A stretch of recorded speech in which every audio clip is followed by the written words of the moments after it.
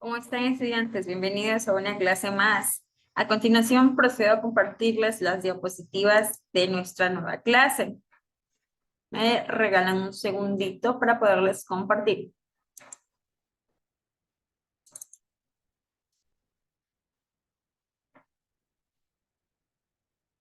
Ok.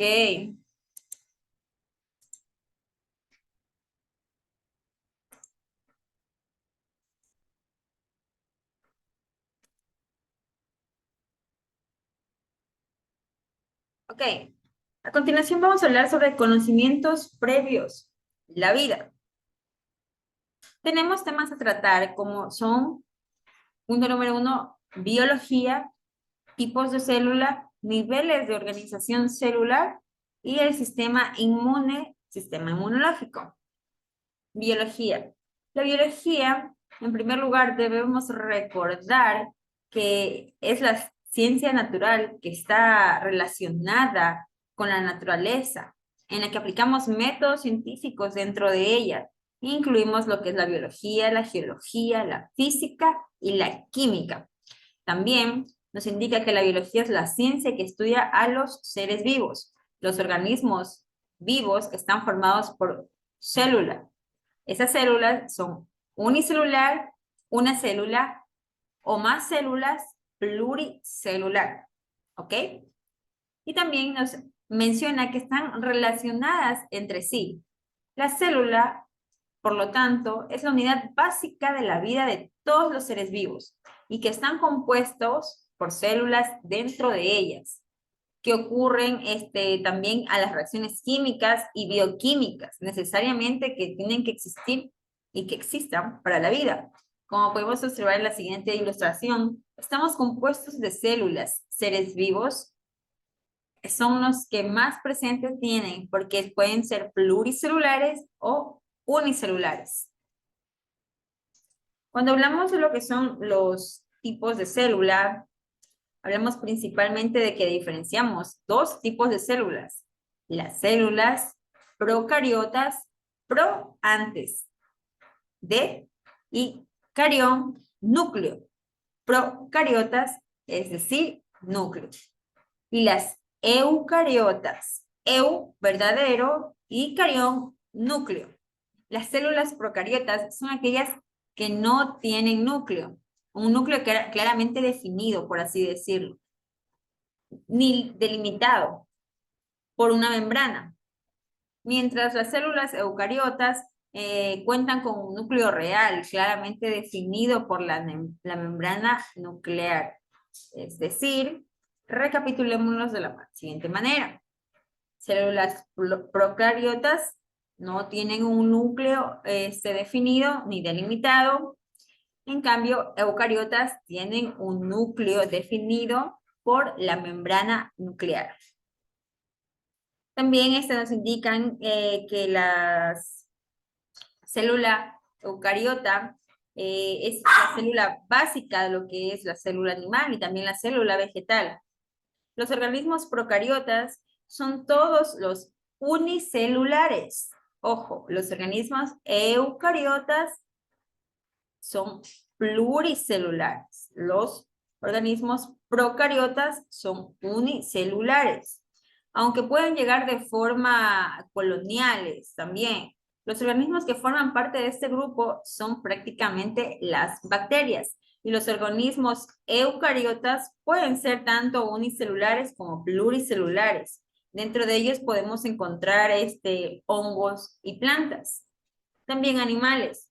Y existe una gran variedad de células eucariotas. Por lo generalmente distinguimos entre células animal y vegetal a las células vegetales, ya que las diferenciamos de la célula animal, porque las primeras paredes son una protección que tienen, es una barrera celular con un aspecto mucho más rígido, porque poseen cloroplastos, cuyo interior ocurre en el momento de la fotosíntesis. Es por ello que las podemos diferenciar. Y por su parte, la célula animal, al contrario, con las vegetales, poseen centrohilos que forman los centrosomas. Esto que tiene el papel relevante en la división celular. Y hay otra enorme cantidad de orgánulos, lo cual nos existen a ambos tipos de células, que cumplen funciones muy importantes. Todas las células tienen que tener una membrana plasmática, lo cual delimita y define la célula. Al modo interno, también rodeando la membrana plasmática, donde se encuentran los orgánulos y los conocemos como citoplasmas, a los orgánulos. Al ser células eucariotas, tanto las células animal como la célula vegetal poseen un núcleo delimitado y la membrana nuclear en cuyo interior se encuentra material genético hereditario, es decir, que se traspasa. Aquí podemos observar lo que es una célula eucariota, una célula vegetal. Nos menciona que los organismos procariotas son todos unicelulares, aunque pueden llegar de forma en colonias, como ya antes lo habíamos mencionado. Los organismos forman parte de este grupo, como las bacterias. También hablamos de lo que es un nivel de organización celular. Es decir, ellas también se encuentran agrupadas en diferentes niveles. También obtienen lo que son subniveles, que son representativos. Las células pueden agruparse de formas, formando estructuras mucho más complejas, como los tejidos y los órganos, teniendo así que debemos caer en cuenta de estos niveles de organización, porque son súper importantes. Un nivel de organización como tal puede ser el nivel celular. Cuando hablamos de célula, hablamos de que es la unidad fundamental de la vida y que hay seres vivos constituidos por una sola célula, como son los organismos unicelulares, una sola célula. Por otra parte, están también los organismos pluricelulares, que son las células que se forman de manera especializada según la función que lleven a cabo. Es decir, así. En tanto eso, como tenemos lo que es el nivel también pluricelular, es decir, más de una célula. Estos abarcan lo que son tejidos, en un conjunto de células parecidas que realizan la misma función, pero tienen un mismo origen, como el tejido hepático. Órganos, un conjunto de tejidos que funcionan coordinadamente en el desempeño de la función correcta del hígado, en este caso. Los órganos y los tejidos funcionan coordinadamente. Cuando hablamos de sistema de grupo de órganos, también hablamos que participan conjuntamente con la realización de la función vital. En este sistema hablamos de lo que es el sistema digestivo. Organismos pluricelulares. El ser vivo está constituido por múltiples células organizadas por tejidos, órganos y sistemas, como por ejemplo, atún, un pez. El nivel de organización también abarca lo que es lo poblacional. Donde hablamos de la población, hablamos del conjunto de individuos de la misma especie, ojo, que conviven al mismo tiempo en un espacio determinado. La población de atunes en el Pacífico en el 2016, es decir, la misma especie de peces en esta ocasión que conviven al mismo tiempo en cierto espacio.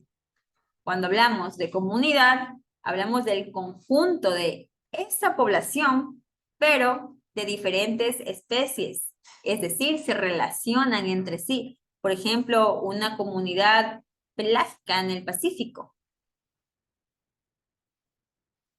También tenemos lo que es el nivel del ecosistema, donde hace mención a la comunidad de poblaciones que viven en un mismo entorno físico, que establecen diferentes tipos de relaciones entre todos sus integrantes. Por ejemplo, un ecosistema de aguas marinas templadas. Por ejemplo, también como lo vemos en las imágenes, diferentes especies, un ecosistema compartiendo entre sí. No necesariamente tienen que ser las mismas, de la misma especie, para poder convivir. Es en ese preciso hábitat donde nosotros hemos reflejado el ecosistema abarcado de full especies, pero tratando de convivir entre sí, unos predadores, otros depredadores, consumidores, todos explotando al máximo la naturaleza en sus palabras.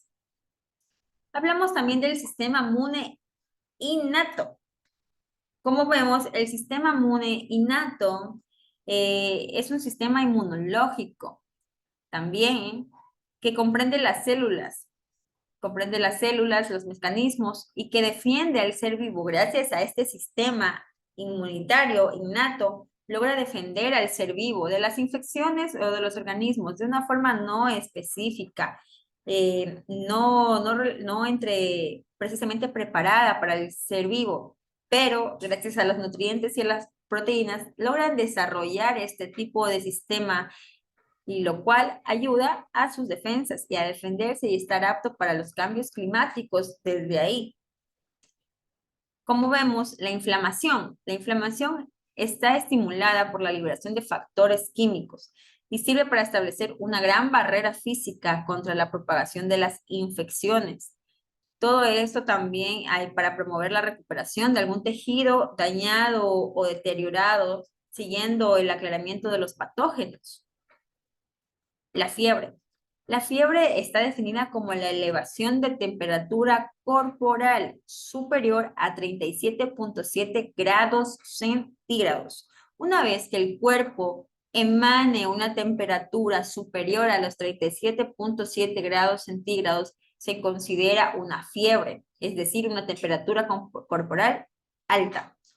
En realidad, una respuesta también es la protección ante la infección o una lesión adherente de la especie. Cuando nosotros hablamos de barreras celulares del sistema innato, también podemos mencionar a lo que son los leucocitos. Los leucocitos son células blancas de sangre que actúan como organismos unicelulares, independientes, y son el segundo brazo del sistema inmunitario innato.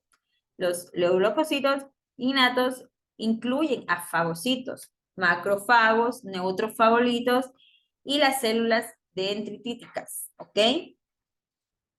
Todos estos patógenos atacan diferentes partes del cuerpo, pero gracias al sistema inmune son los ayudantes número 1 para contrarrestar cualquier adherencia o cualquier tipo de situación. Ojo, teniendo en cuenta una buena nutrición, una buena alimentación, un buen campo de energía.